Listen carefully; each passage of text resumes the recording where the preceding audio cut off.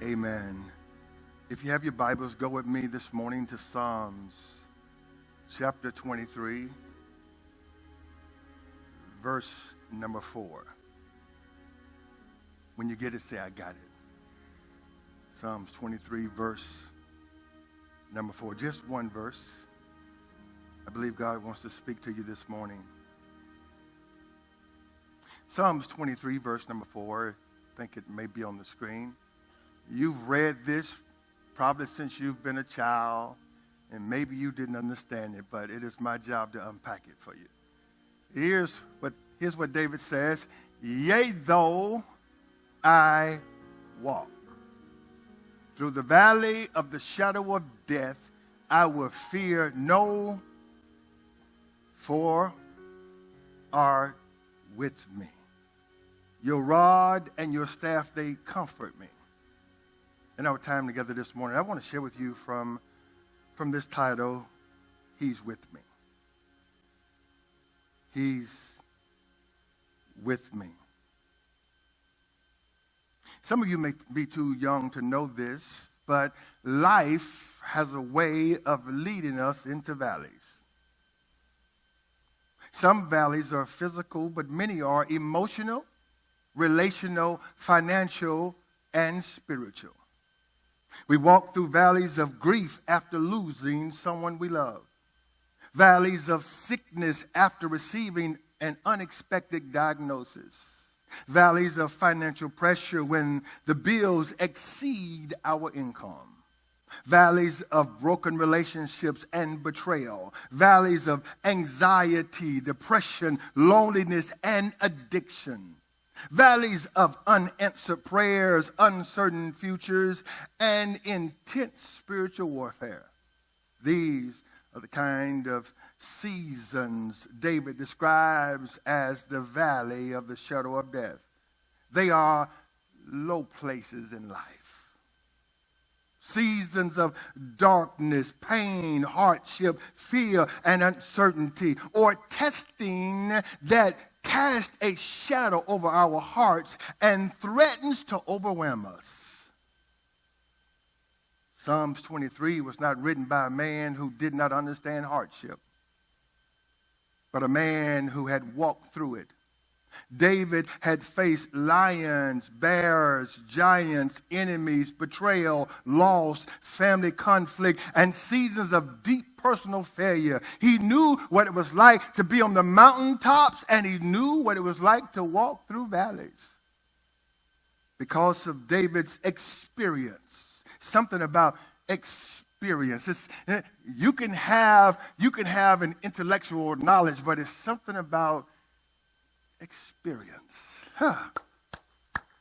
That's why every young Christian needs an older Christian in their life, because it's something about, come on, somebody help me out. You say the word, experience, when you walk through some stuff. Yeah, come on, can I sit there for just a moment? I feel this because we have a lot of people who have an intellectual knowledge. We have a lot of people who have learned a lot about God. We have a lot of people who have a lot of ideals. But have you walked through anything? Have you experienced the weight of valleys? Have you walked through some valleys and came out the other side? Something about experience. We are listening to, I like to call him our big brother, because we're all family in the kingdom.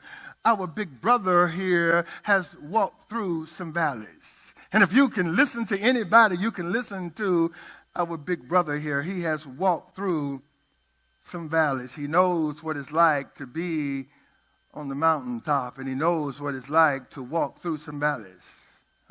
And because David had experience, his perspective in the valley is profound. When David reaches the darkest, catch this, don't miss this, tell your neighbor, don't miss this. When David reaches the darkest verse in the psalm, he does not celebrate the absence of trouble. As a matter of fact, his whole language changes. He doesn't celebrate the absence of trouble. He celebrates God's presence. Notice he does not say, he does not say, I will fear no evil because there is no valley. Instead, he says, I'll fear no evil because you are. David teaches us one of the greatest lessons of faith in all the Bible. And here it is. Here's one of the greatest lessons of faith in all the Bible. Here it is. Are y'all ready for this?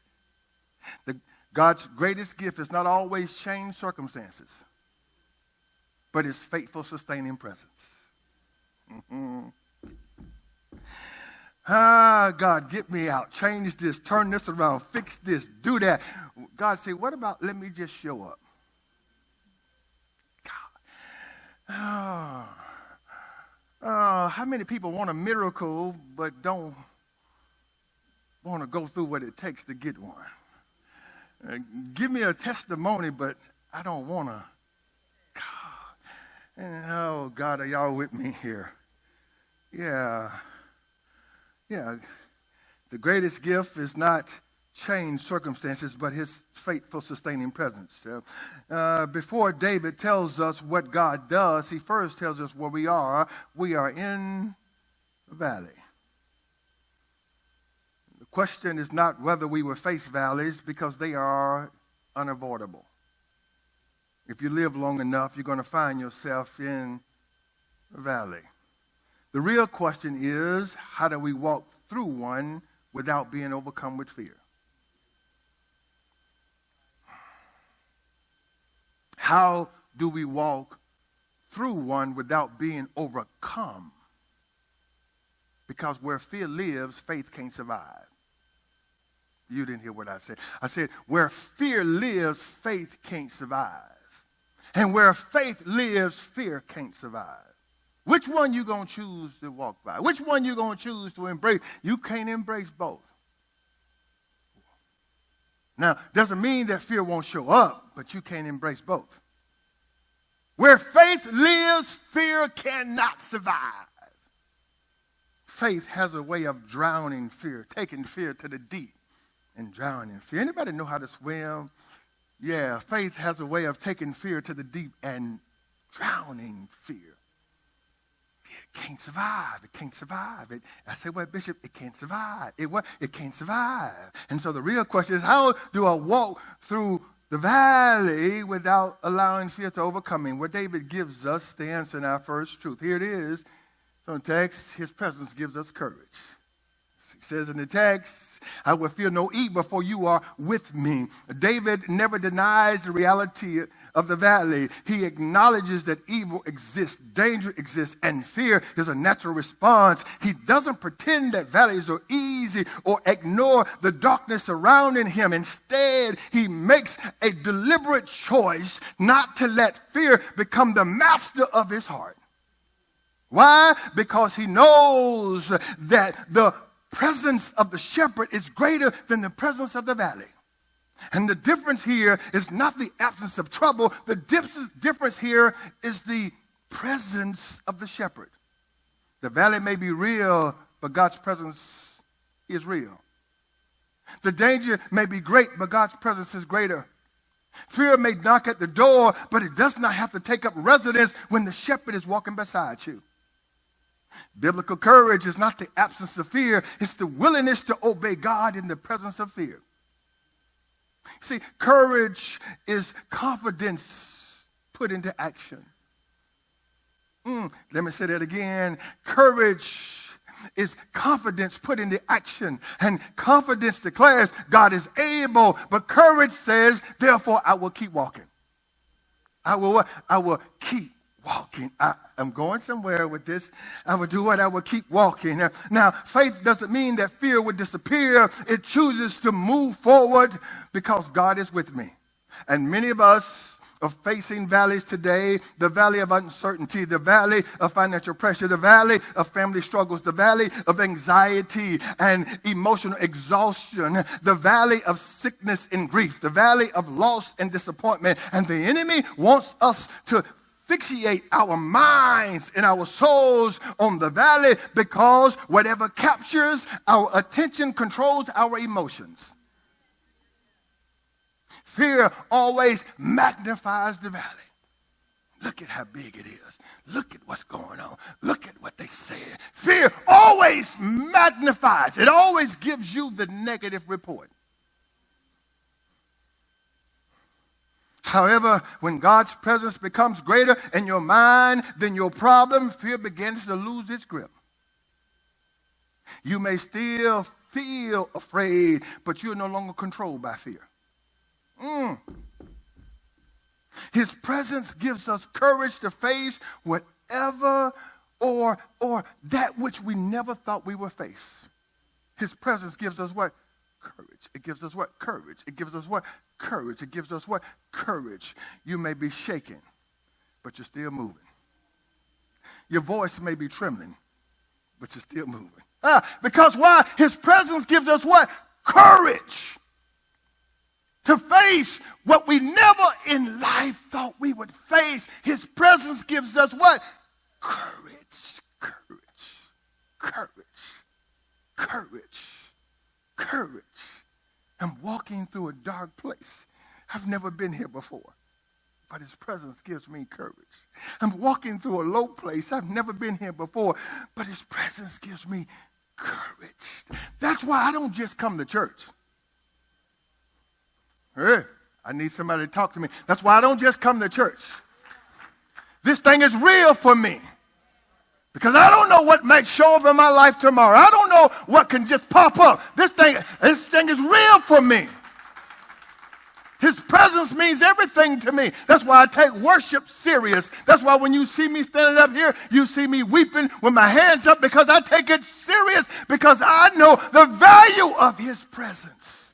Money can't do it. Connections can't do it. Family can't do it. I need his presence. Because at the end of the day, y'all are going home. And I need to have it on the inside of me. I need to know that I know that I know that I know that I know that I know that he's with me. I need to know that if God be for me, who can be against me? I need to know that he's for me and not against me. I need to know. I need to know. Can I help you understand something? Listen, here's what I found. Elder here, here's what I found. Here's why so many people can't walk by faith. Because they're trying to walk by faith, believing a verse that they don't know what it means.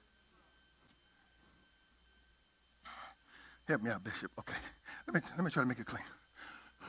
You're trying to put confidence in a verse you never studied.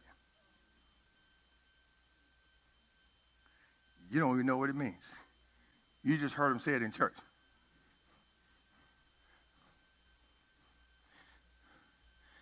The Bible is our will. And in it, God told you what was yours. Okay, Can I work? Okay. Minister Kendra, if someone left you in their will and they were rich, I'm talking about rich, and they left you in their will, would you read it? I asked you a question, Minister Kendra, would you read it? Why? You're in it, and you want to know what's yours.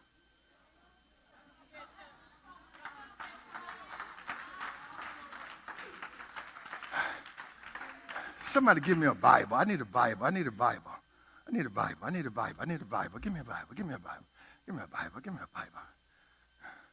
You say you will read it because it's what? You're in it. And you want to get what belongs to. You don't want nobody to cheat you out of what belongs to.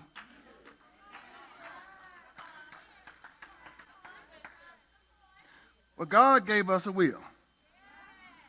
66 books. And most Christians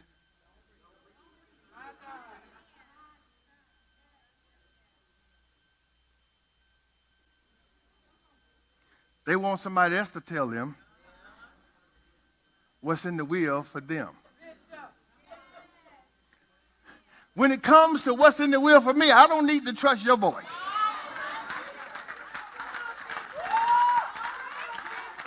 I want to know myself what's in it for me, because you may skew it a little bit. Come on.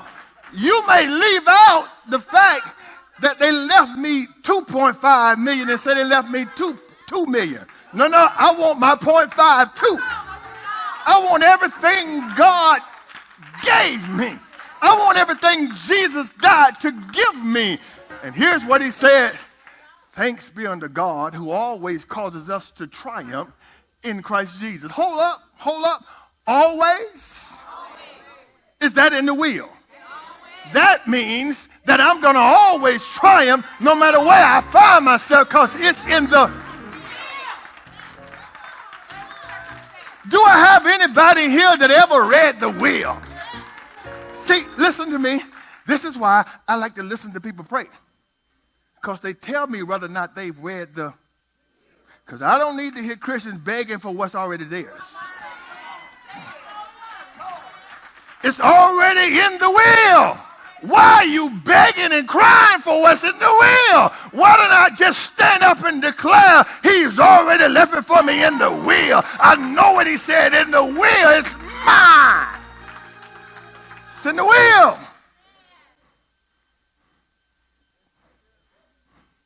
People, tell me what's in the... No, tell me what's in the will. I need to know. Jesus died and sent the will. And my name is in it. My name is in it. Now, I don't know about you. You may not want what's yours. And here's what I love about the will. It covers every area of my life. No matter where I find myself at, the will speaks to me. And it speaks about me. And it tells me what is mine. Come on, somebody. It's in the will. We serve a covenant-keeping God. As a matter of fact, Psalm 23 starts off by saying the Lord. Now, you may not know this, but the word Lord is all cap. That speaks to his covenant-keeping name. Come on, somebody. Yahweh. That's his covenant-keeping name. God keeps covenant. He never breaks his covenant. So if it's in the will, he's obligated to keep it because he never breaks covenant. Now we might make one and break it based on our emotions and our feelings and what we think and we going through and we just need a break now we might break it, but God never breaks his covenant. So that means no matter where I find myself at, if I know what's in the will, I don't have to be afraid. I will fear. I don't have to be afraid. His presence is with me. His presence is greater than my valley. His presence is greater than my fears. His presence is greater if God be for me. I said, if God be for me. Now, here's the question. Do you know he's for you? Because if you do, then what? Then what can be a gift? But Bishop, you don't understand. See, you hadn't read the will. Because you're telling me about what I don't understand. You know, it's an indication you have. Well, listen, when people go to talking like that, it's an indication they hadn't read it. But Bishop, understand, but Bishop, sometimes,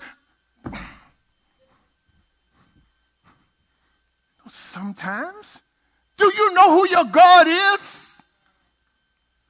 The one who created the earth out of nothing. Out of nothing, ex nihilo. He spoke and it was. He created it out of nothing. He has never lost a battle. His power is unmatched. There's nothing or no one that can stand before him. And you're telling me, but you don't know who he is. I like to hang out with some people who, especially when I'm going through something, I want to hang out with some people who know who he is. Some people that have read the will. That brings us to our second truth. Here it is. His presence gives us comfort. It's in the text. Your rod and staff, they do what? They They comfort me. David explains how the shepherd presence ministers to him in the valley. The rod represents the shepherd's power to protect, while the staff represents his wisdom to guide. Together, they reminded David that God was both defending him from danger and directing him through it. The biblical comfort is far more than a feeling of relief. It is God's strength, encouragement, and sustaining grace in the middle of pain. Comfort doesn't always remove the burden, but it gives us the strength to bear it. God may not always take us out of the valley immediately, but he will always give us what we need in it. Many of us pray, Lord, get me out. But sometimes God's answer is, I'll walk with you through it. God, get me out. God said, no, hold up. I'm going to walk with you through it. God. Yeah, I'm going to do what? I'm going to walk with you through it. I'm going to do what? I'm going to walk with you through it.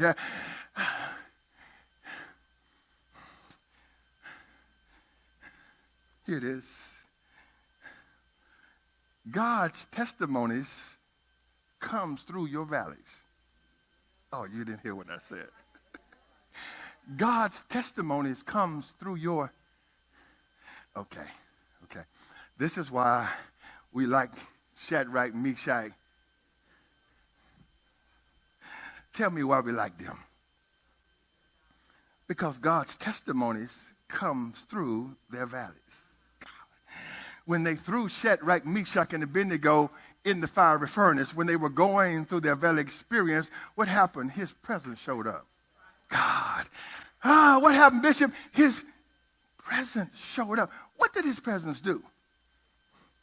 It comforted them in the fire. How did it comfort them, Bishop? It took the heat.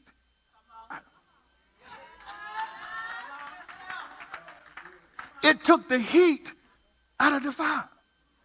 I don't know what you may be going through. I don't know how hard it may be, but his presence. Oh, God. His presence has a way of taking the heat out of the fire. And so we're saying, Lord, get me out. And God said, no, I'm going to walk with you through it. Thus, his presence reminds us that you're not abandoned. You're not forgotten. You're not fighting alone. I'm protecting you even when you can't see it. Oh, God. That's why the enemy said to God, when God said, have you considered my servant Job? And Satan said, yeah, but you got a hedge around him. You got a hedge around him and all that he has. Satan reveals what's in the will to us that we didn't even know. We didn't know God had a hedge around us. We didn't know that he had a hedge around all that belongs to us. And that if anything comes through the hedge, it's because God allowed it to come through the...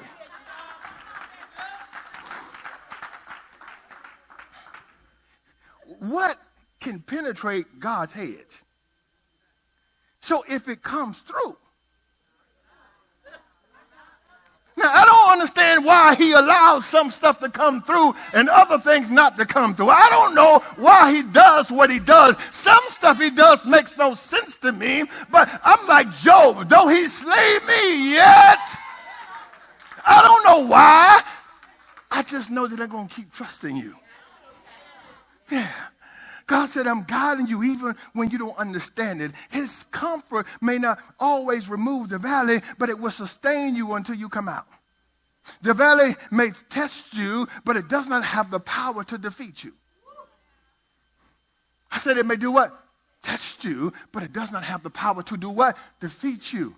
And God's comfort strengthens us. And when it happens, something changes on the inside of us. Our circumstances may remain the same, but our hearts become settled. His presence produces a peace that no trial can steal. Brings us to our third truth. Here it is. His presence gives us peace. Gives us what?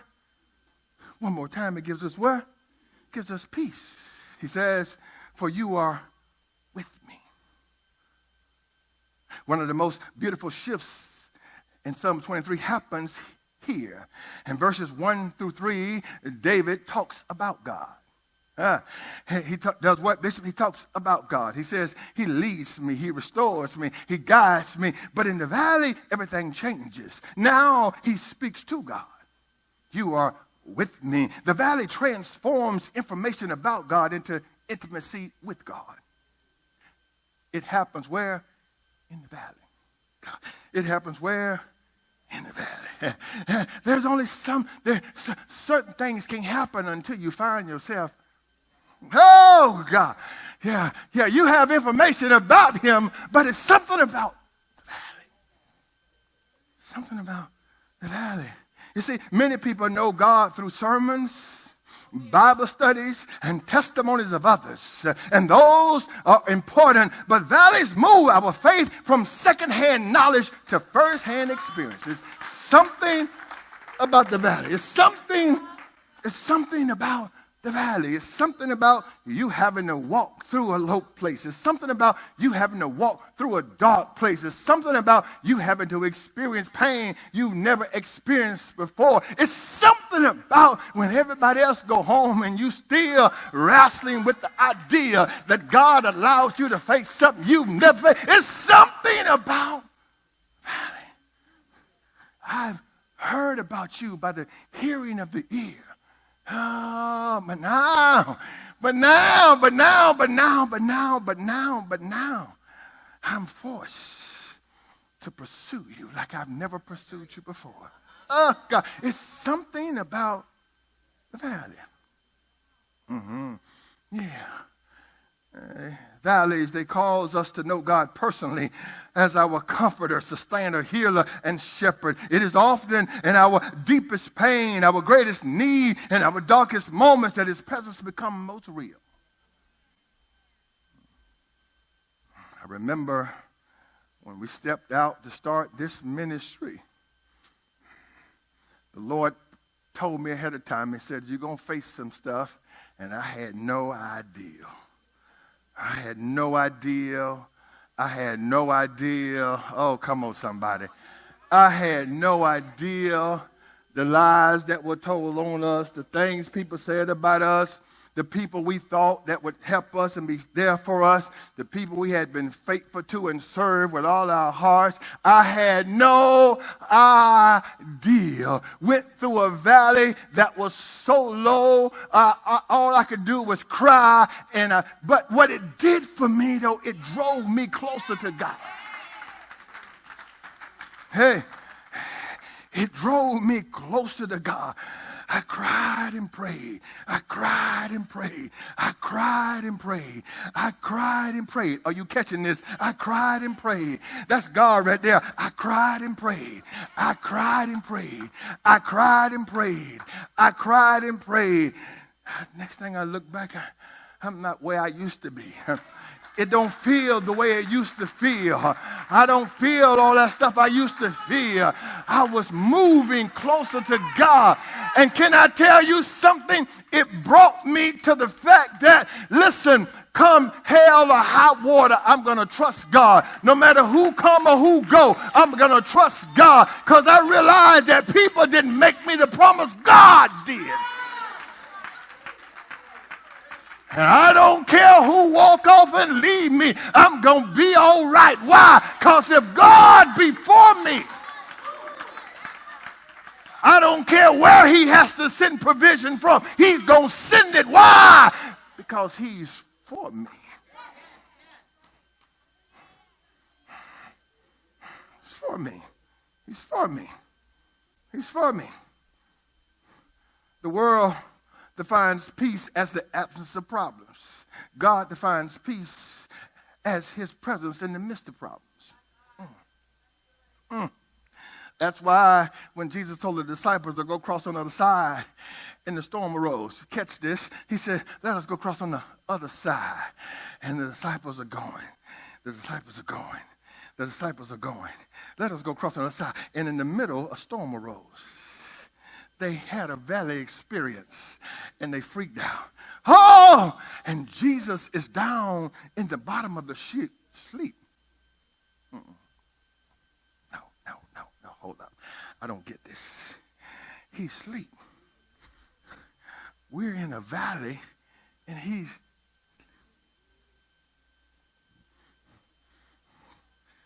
we're in a valley, and he's, no. How could you be, and we're fighting for our lives, and you sleep. And we're fighting for our lives, and you sleep.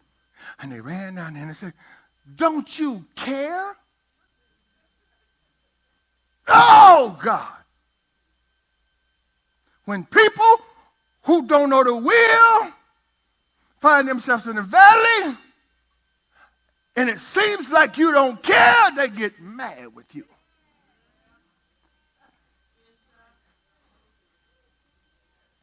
Don't you care? He's like, what you talking about? I said, we're going across to the other side.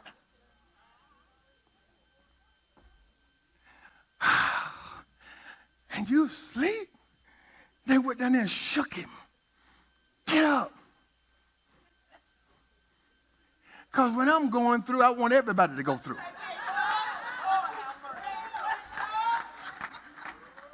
Get up. And Jesus said, O ye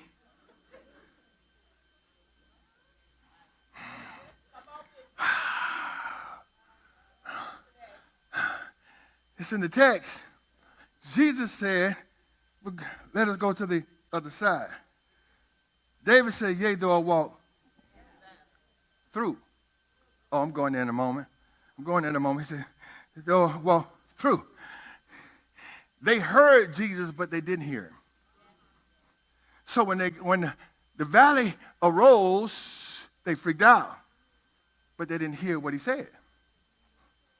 He said, we're going to the other side. What does the will tell you? Oh, God. So, how is it Jesus could sleep and I can't?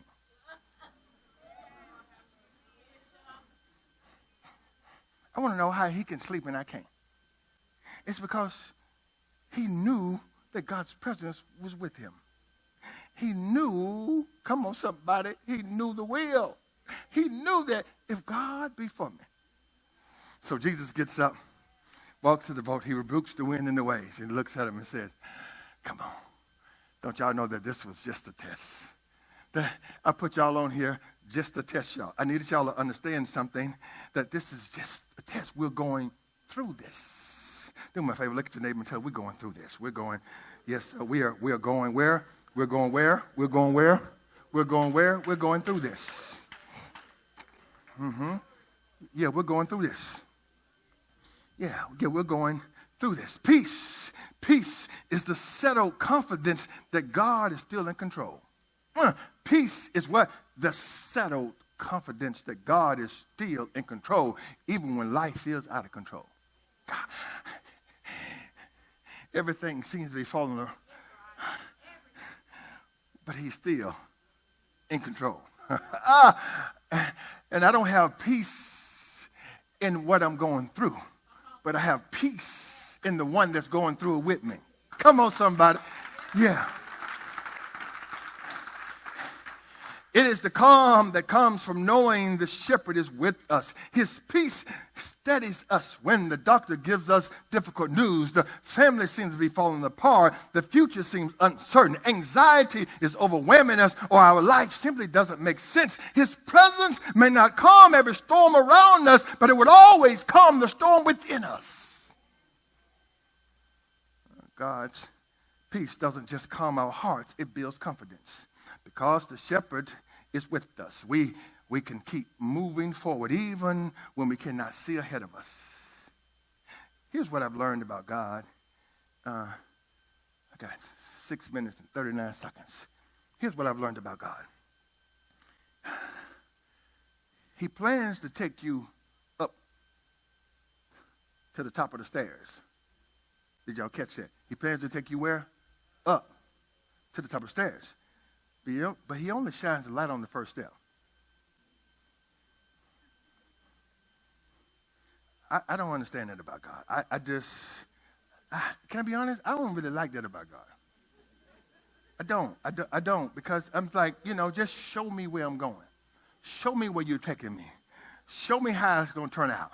Show me everything I need to see. He doesn't do that. I don't like that. Just show me just shine the light. You can do it. You are light. Shine the light to the whole thing. Show me so I don't make no missteps and I go to the top. But God just won't do that. He'll just show you, here's the first step. And the rest of them are dark. And you don't know, God, just show me the whole doggone thing. But he won't do that. I don't know why he does that. Well, I do know, because he wants you to trust him for every step. Yeah. Here it is. What you say, Pastor Erica? Walk by what? And the just shall live. I can't see it. I just still believe the one that told me to step. Lord, if it's you, bid me to come. Okay, just come on. Come on. Take a step. This brings us to our fourth and final point. Here it is, number 4. His presence gives us confidence. His presence gives us confidence. It says, yea, do I walk through the valley. Yea, do I walk. Yea, do I walk. Come on, somebody help me out. Yea, do I walk. Where? Yea, do I walk what? Is that in the text? No. Is that in the text? No. He didn't say that. He said that? Yea, do I walk what? This one word changes everything.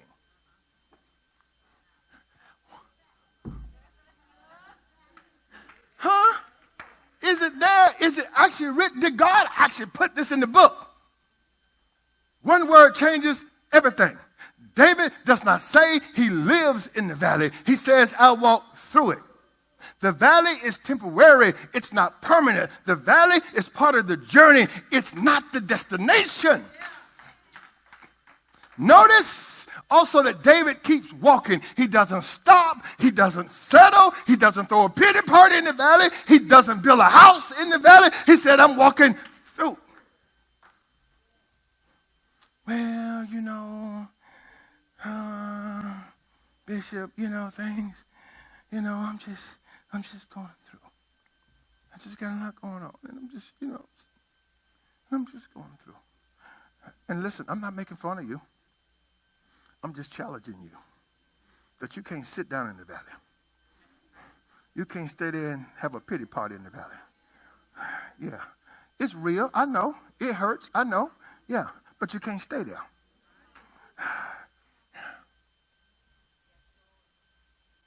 Can I tell you what the Lord just said to me? Some of you have stayed in the valley longer than you should have been.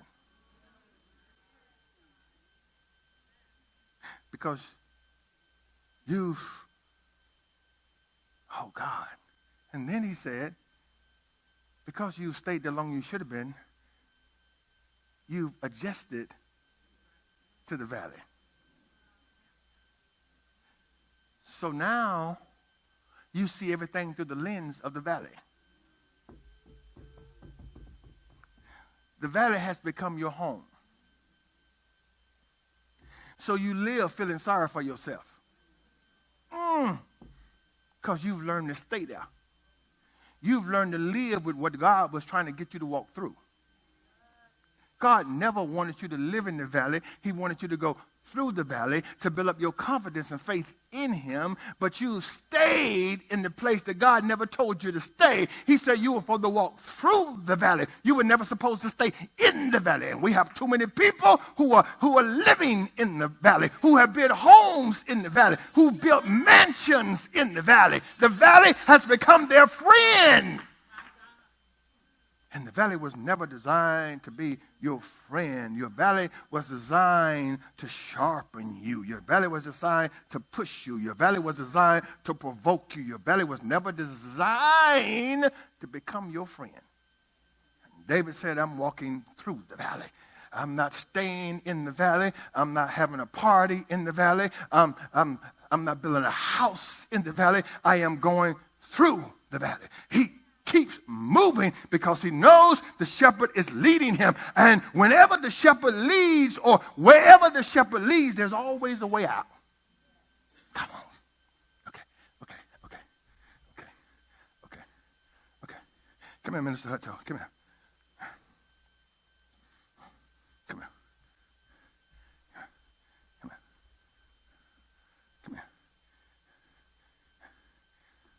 David said, the Lord is my shepherd, I should not want. Right? We understand the shepherd does what? He leads you. Right? And he leads you in this place. There seems to be no way out. And you're confused. You're confused because there seems to be no way out. How are you going to get out of this? Right? But whenever the shepherd leads you, he always leads you out. It may look difficult. Come on.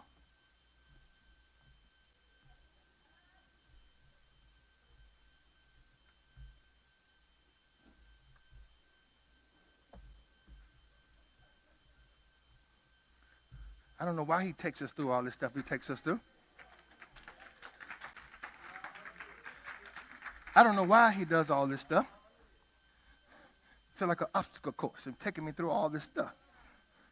Come on. I don't know why he does all this stuff. It's been 2 months, 3 months. He's still taking me through here, and I'm trying to figure out what to do. But as long as I hold on to the shepherd, as long as I keep my hand in his hand, he's going to bring me. I have a question. I have a question for everybody who has read his will. Have the shepherd ever left the sheep in the valley? Have the shepherd ever left the sheep in the valley? I say, have the shepherd ever left the sheep in the valley? Let me ask one more time. Have the shepherd ever left the sheep in the valley? Well, what makes you think you're going to be the first one? What makes you think that you're going to be the first one that he leaves in the valley? The shepherd has never left the sheep in the valley, and if you keep your hand in his hand, you would never be the first one that he leaves in the valley because your shepherd is faithful. He's faithful. As a matter of fact, the scripture says that he leaves the 99 and he pursues. And he does what? He pursues the one. He does what? He pursues the one. He leaves the 99 and he goes after you because he has a reputation. The text says, and he leads us in the path of righteousness for his name. His name is on the line. His name is on me. God. And if I keep my hand in his hand, he's not going to leave me in the valley. I can't stay there long as I walk with him. He's going to bring me out. I don't know how long it's going to take. I don't know what I have to go through. I don't know how difficult it's going to be. All I know that if I keep my hand in his hand, he's going to bring me out. He's going to bring me. He's going to bring me. He's going to bring me out. David is confident. I'm going to keep walking because he's going to bring me out. He's going to finish what he started. He's going to what? He's going to finish what he started. He led me into it and he's going to bring me out of it. Come on, somebody. He's going to finish what he started.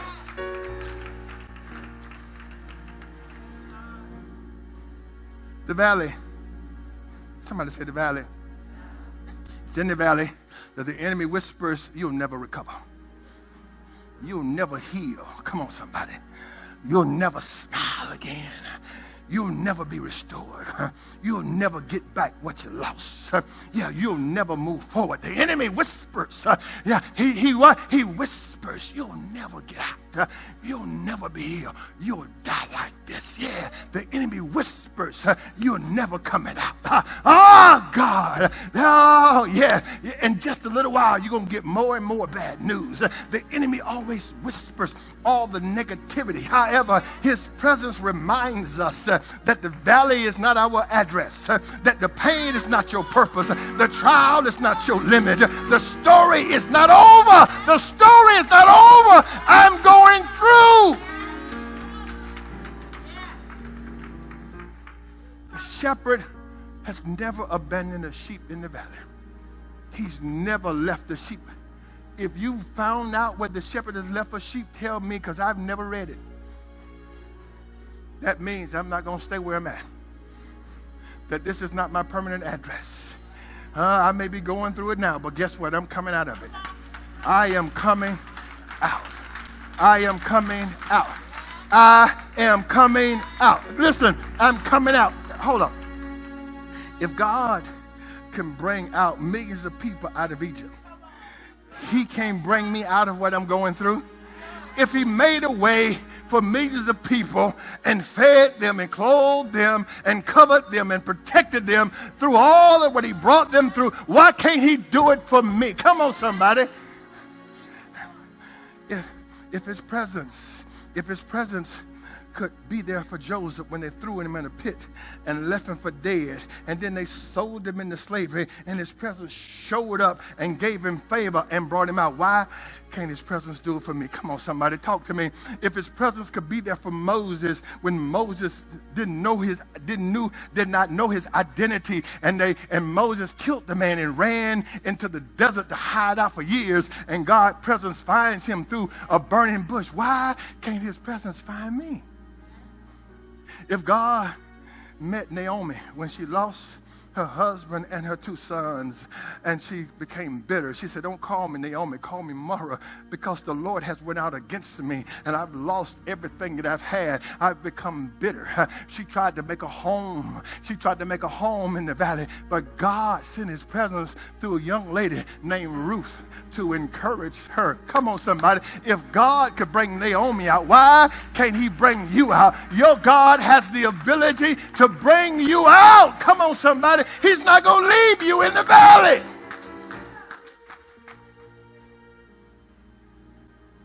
He's not going to leave you. He's not going to leave you. He's not going to leave you. Do me a favor, tell your neighbor, he's not going to leave you. Come on, tell your neighbor, come on, with some conviction, he's not going to leave you. He's not going to leave you. He's not going to leave you. He's not going to leave you. Come on, somebody. He's not going to leave me. He's not, come on, tell yourself, he's not going to leave me where I'm at. He's not going to leave me here. He's not going to leave me here. He's going to bring me out. I'm coming out. I declare that I'm coming out.